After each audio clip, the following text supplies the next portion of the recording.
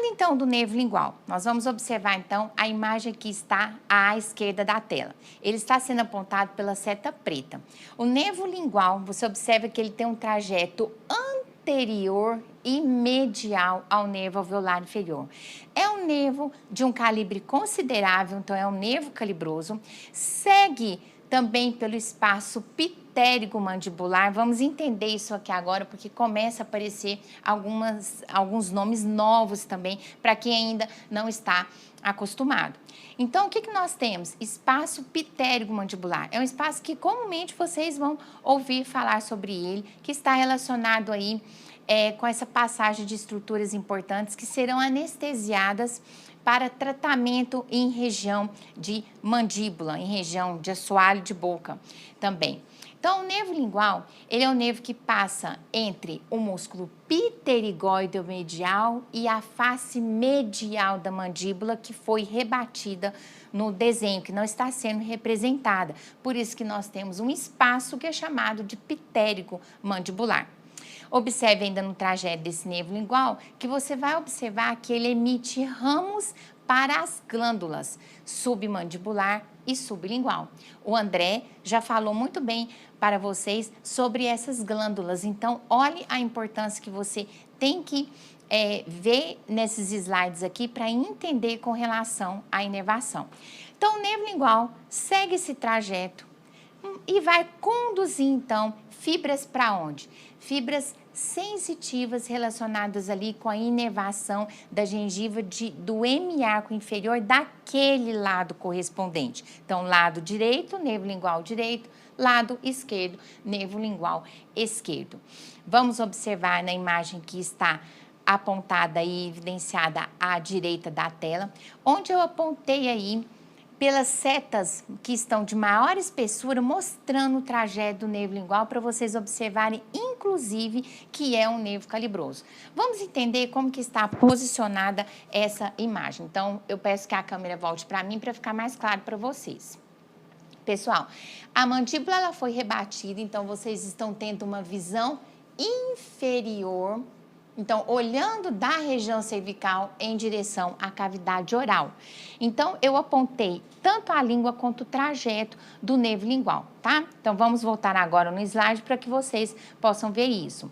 A seta rosa evidencia a língua e a seta rosa maior, perdão, enquanto que as setas rosas menores, mas em maior espessura, evidenciam o nervo lingual. E olhe o detalhe, o nervo lingual caminhando em direção ao assoalho da boca, tá?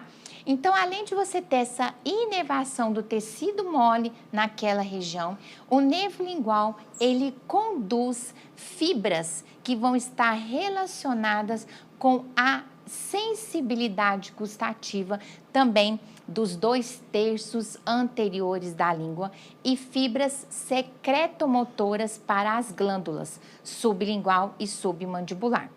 E qual o nervo que vai estar caminhando junto com o nervo lingual? É o chamado nervo corda do tímpano, que eu vou mostrar para vocês nesse próximo slide. Então, vamos lá. Essa imagem é uma vista interna da cavidade oral. Então, nós estamos na região de face medial da mandíbula, representando aí do lado esquerdo. Observe que nós temos um nervo lingual apontado pela seta preta de maior comprimento, enquanto que as setas pretas menores evidenciam esse ramo que vai se unir ao nervo lingual. Esse nervo corda do tímpano recebe esse nome porque ele está relacionado com o tímpano, como vocês podem observar nessa imagem, e é um ramo do nervo facial. Vamos entender um detalhe. O nervo lingual, então, ele está relacionado com essa inervação tanto ali da gengiva, da mucosa de assoalho bucal, mas também conduz fibras relacionadas com a inervação das glândulas. E também sensibilidade gustativa dos 2/3 anteriores da língua. Então, é muito interessante, eu costumo falar com os alunos, que às vezes é difícil de entender como que o nervo facial, após passar pelo forame estilomastoide, ele vai ganhar, então, as estruturas mais superficiais, ele vai seguir, então, em direção à musculatura da expressão facial.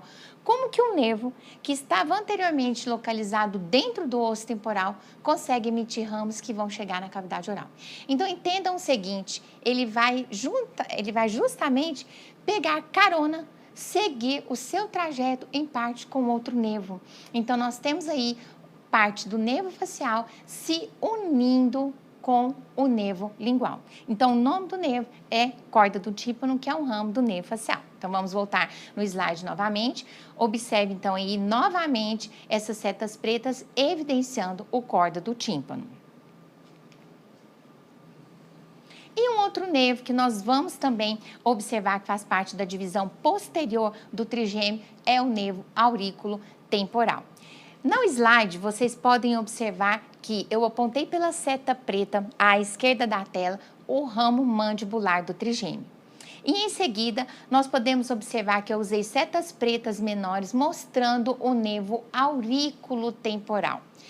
E por que eu estou comentando dele? Vocês estão observando que é um nervo que vai seguir um trajeto horizontal e está muito próximo do colo da mandíbula. É um nervo, por exemplo, que ele pode ser lesionado em caso de fraturas de colo da mandíbula, pessoal. Então, é importante também saber sobre essa inervação.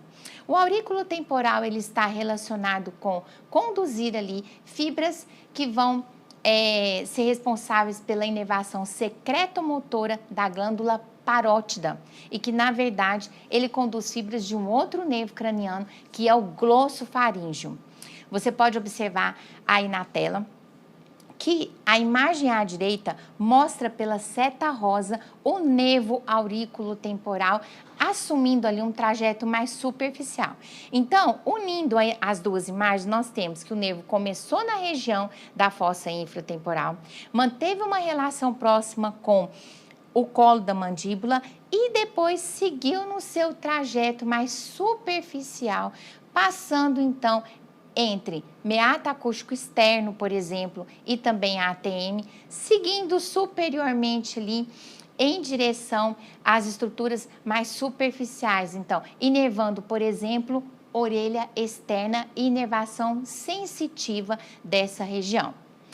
O que eu quero que vocês entendam é o seguinte, é muito comum o paciente ele relatar para você vai perguntar para ele durante o seu bloqueio anestésico, vai observar alguns sinais e também alguns sintomas que o paciente ele pode relatar. Se você faz uma anestesia, por exemplo, um bloqueio troncular, uma anestesia que a gente fala que ela é mais alta no seu posicionamento, você pode ter ali uma anestesia da orelha. Então, o seu paciente ele pode relatar isso para você. Então, nessa técnica anestésica, você envolveu quem? O nervo aurículo temporal.